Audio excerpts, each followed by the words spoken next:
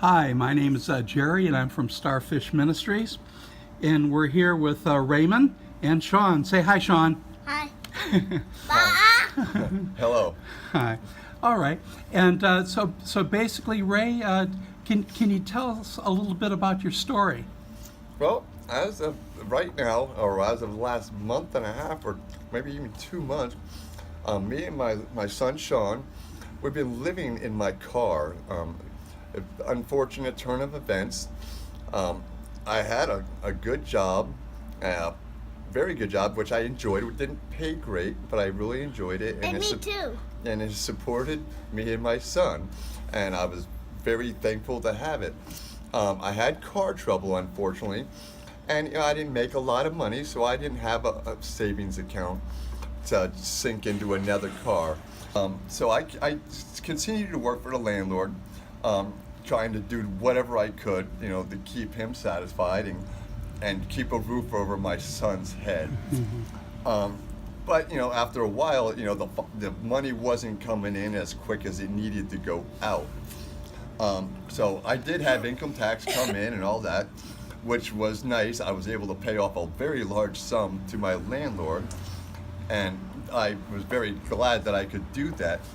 But it got to the point where, without the money coming in, it got to the point where I couldn't really find work consistently because I'm a single father, and it's really hard when your son gets out of school, and like by 2 o'clock, and you drop him off at 7:15, and daycare is very expensive. And I really don't know a lot of people in this area. I'm not originally from here. Sure. So it's the story of a single father trying to make ends meet. And unfortunately, you ask for help from the charities and whatnot, and the homeless shelters, and there's not a lot out there for single fathers. We're a minority, I would say.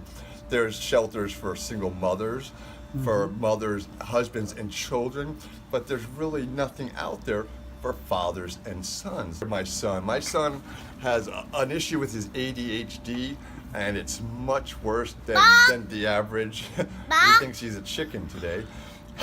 But so they moved, and I don't have anybody else around. All I did was work and come home. I don't socialize. I don't go out. And I don't do a lot. So they moved, and we basically just ended up in my car. Of course, the car broke down, and when you have no income, we were literally stuck in a parking lot for days at a time for just a measly $25 part at times.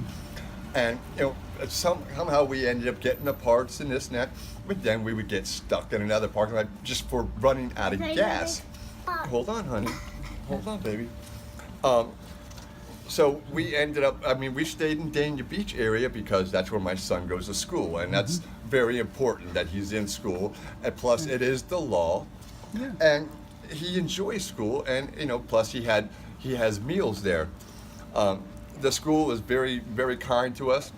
They gave him a scholarship for aftercare because they understand that it's very important that he is watched after school so I could work. And I've met some people at the church that do feedings for the homeless, and they were very kind, and they invited me and my son to come to their church. And we showed up. We didn't even know what time to be here. We just saw the sign up on it, said 9 o'clock. And my son was nervous. He didn't know anybody. I felt uncomfortable because I didn't have the cleanest clothes. And I tell you what, we walked through this door, and within seconds we were greeted. We felt at home. We didn't feel uncomfortable in any way, shape, or form. Okay.